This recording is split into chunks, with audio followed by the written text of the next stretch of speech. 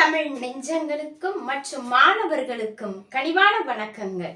வாங்க நம்ம வீடியோல அடுத்த தலைப்பை பத்தி பார்க்கலாம். அடுத்த தலைப்பை பத்தி பார்க்கறதுக்கு முன்னாடி நம்ம வீடியோவை முதல்ல நீங்க பார்க்கறதா இருந்தா மறக்காம சப்ஸ்கிரைப் பண்ணுங்க, லைக் பண்ணுங்க. சரிங்களா? வாங்க நம்ம வீடியோல அடுத்த போட்டித் தேர்வு மாணவர்களுக்கு என்ன பாடலை நம்ம பத்தி பார்க்க போறோம். எட்டுத்தொகை நூல்கள், சங்க இலக்கியங்களான எட்டுத்தொகை நூல்களை பத்தி நம்ம பார்த்துட்டு இருக்கோம்.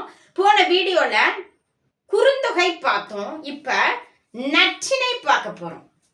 கவனிங்க, நற்றிணை என்றால் என்ன? நல் கூட்டல் திணை நற்றிணை என வழங்கப்படுகிறது. நல்ல குறுந்தொகை என அழைக்கப்படக்கூடிய ஒரு நூலோட செய்திகளை நம்ம போன வீடியோல பார்த்திருக்கோம். இப்ப எட்டுத்தொகை நூல்கள் நூற்பால ஃபர்ஸ்ட் நற்றிணை நல்ல குறுந்தொகை. நற்றிணை நூல்கள் எதை பற்றி பேசப்படுகின்றன? நற்றிணை அகம் சார்ந்த பாடலா, புறம் சார்ந்த பாடலா? அகம் சார்ந்த பாடல் அப்படின்னு சொல்லி நம்ம பார்க்க போறோம். சரியா? அகம் சார்ந்த பாடல் தான். நம்ம ஏற்கனவே சொல்லியிருக்கோம், அகத்தில் காதல் மலரும் அப்படின்னு நம்ம சொல்லியிருக்கோம். இந்த நற்றிணை அகம் சார்ந்த பாடல்களை உள்ளடக்கியது அப்படின்னு சொல்லி நம்ம பார்க்கிறோம். இப்ப நற்றிணையை பிரிக்கும் முறை நல் கூட்டல் திணை. இப்ப திணை, நிலம், குடி, ஒழுக்கம் போன்றவற்றை காரணமாக கொண்டு அமைவது இந்த நற்றிணை பாடல் அப்படின்னு சொல்றாங்க. சரியா? திணை, நிலம், குடி, ஒழுக்கம் போன்றவற்றை சிறப்பித்து கூறப்படுவது இந்த நற்றிணை அப்படின்னு சொல்றோம். நற்றிணையோட அடி வரையறைய இங்க வரையறைப்படுத்துறாங்க. என்ன சொல்றாங்க அப்படின்னா, 500 குறுந்தொகை போன்று குறுகிய அடியை கொண்டதும் அல்ல, 10 போன்று நீண்ட அடியை கொண்டதும் அல்ல, இவை இரண்டிற்கும் இடைநிகரான அடி வரையறையை கொண்டதுதான் நற்றிணை என டாக்டர் ந. சஞ்சீவி அவர்கள் வரையறை செய்கிறார். டாக்டர் ந. சஞ்சீவி அவர்கள் வரையறை செய்கிறார். அப்ப நற்றிணையோட அடி வரையறை என்ன அப்படின்னா, 9 அடி முதல் 12 அடி வரை, 9 அடி முதல் 12 அடி வரை கொண்டதுதான் அடி எல்லை நற்றிணையோட பாடல் வரி அப்படின்னு சொல்றோம். சரியா? அடுத்து என்ன சொல்றாங்க அப்படின்னா, நற்றிணை 400 என அழைக்கப்படுகிறது. இதுவும் 400 பாடல்கள் தான். பிளஸ் 1. இந்த 1 என்ன அப்படின்னா, இந்த 1 கடவுள் வாழ்த்து பாடல். நம்ம ஆல்ரெடியே சொல்லியிருக்கோம், இந்த கடவுள் வாழ்த்து பாடியவர் யாரு அப்படின்னா, பாரதம் பாடிய பெருந்தேவனார். எட்டுத்தொகை நூல்களுக்கு கடவுள் வாழ்த்து பாடியவர் யாரு அப்படின்னா, பாரதம் பாடிய பெருந்தேவனார். சரியா? புலவர்கள் எத்தனை பேர் பாடியது அப்படின்னா, 187 புலவர்களால் இந்த நற்றிணை பாடல்கள் பாடப்பட்டுள்ளது. 400 பாடல்களையும் 187 புலவர்கள் பாடப்பட்டுள்ளது. இந்த எட்டுத்தொகை நூல்கள் எல்லாமே கொஞ்சம் ஞாபகம் வச்சுக்கோங்க. புலவர்கள் எத்தனை பேர் பாடினாங்க, எத்தனையோட அடி வரையறை அப்படின்றத மட்டும் ஞாபகம் வச்சுக்கிட்டோம் அப்படின்னா நம்ம போட்டித் தேர்வுகளை ஈஸியா சமாளிக்கலாம். சரிங்களா? தொகுப்பித்தவர், அதாவது நற்றிணையை தொகுத்தவர் பெயர் நமக்கு தெரியல. இதுவும் நம்மளோட வரலாற்று ஆசிரியர்கள் கண்டுபிடிக்கல, தெரியல. ஆனால் நற்றிணையை தொகுப்பித்தவர் பன்னாடு தந்த பாண்டியன் மாறன் வழுதி. தொகுப்பித்தவர் யார் அப்படின்னா, பன்னாடு தந்த பாண்டியன் மாறன் வழுதி. நற்றிணையோட உள்ளடக்கம் என்ன அப்படின்றத பார்க்கலாம். நற்றிணையோட உள்ளடக்கம் அலிசி என்னும் மன்னன், சோழ மரபு.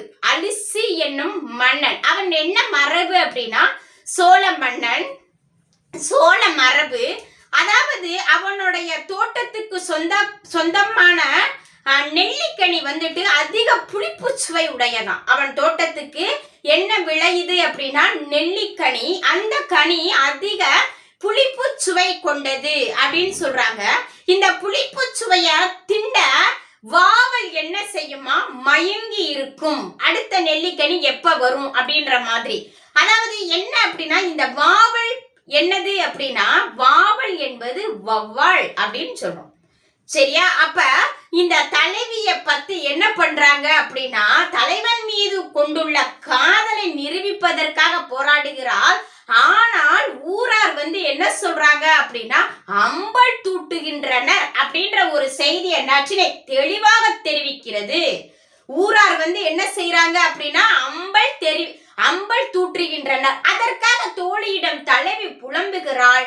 தோழி தலைவனிடம் போய் அரியதொரு செய்தியை தெரிவிக்கின்றாள். அதாவது தலைவியை பற்றி எல்லாரும் அம்பல் தூற்றுகின்றனர். தலைவனே, நீ அவர்கள் எல்லாம் தன்னுடைய நுனி விரலானது மூக்கில் கைப்பட அவளை திருமணம் செய்து கொள் என்று உரைக்கிறாள். யாரு?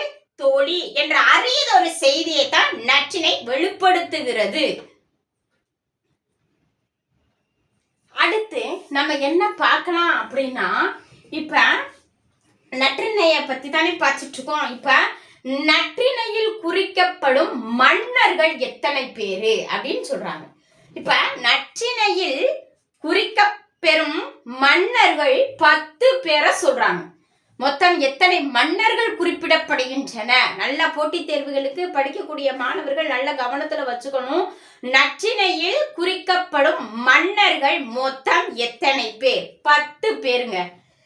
யார் யார் வர்றாங்கன்னு பாருங்களேன். அதியமானஞ்சி, 2 அலிசி, 3 ஆயண்டிரன், 4 உதியன், 5 ஓரி, 6 காரி, 7 குட்டுவன், 8 சேந்தன், 9 நன்னன், 10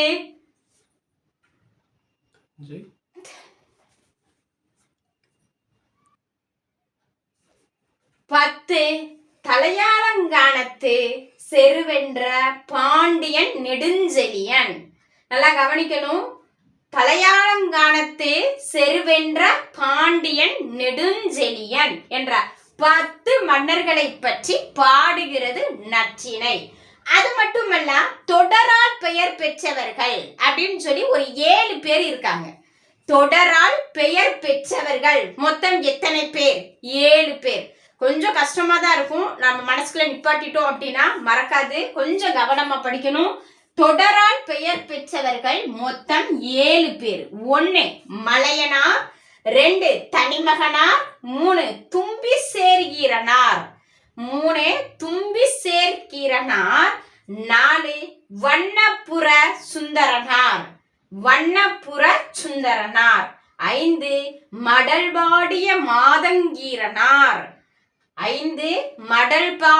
மாதங்கீரனார், 6 விழிக்கண் பேதை பெருங்கண்ணனார், 7 தேய்புரி பழங்கயிற்றனார். இது மட்டுமல்ல, நற்றினையில் குறிக்கப்படும் மரபு குறிப்புகள் கேட்கிறாங்க. நற்றினையில் குறிக்கப்படும் மரபு குறிப்புகள். நற்றினைய 8 தொகை நூல்கள்னா என்ன, அது இதுன்னு சொல்லி நம்ம படிச்சுக்கிட்டே போகலாம். ஆனா சில மரபு குறிப்புகள் நற்றினைய பத்தி கொடுத்திருக்காங்க. என்ன செய்யறாங்க அப்படின்னா, வௌவால்களும் கனவு காணும் என்பது ஒரு உயிரியல் உண்மை அப்படின்னு சொல்றாங்க. நம்ம ஆல்ரெடி நான் சொல்லியிருந்தேன். மேல என்னோட வீடியோவை பார்த்தீங்கன்னா உங்களுக்கு தெரிஞ்சிருக்கும். வௌவால் அந்த அலிசி தோட்டத்துல விளையக்கூடிய வௌவால்களோட புளிப்பு சுவைக்கு ஏங்கி கொண்டிருக்கும் அப்படின்னு நம்ம பார்த்தோம். அப்ப அதுதான் இது மரபு குறிப்பு என்ன சொல்லுது அப்படின்னா, வௌவால்களும் கனவு காணும் என்பது ஒரு உயிரியல் உண்மை அப்படின்னு சொல்றாங்க.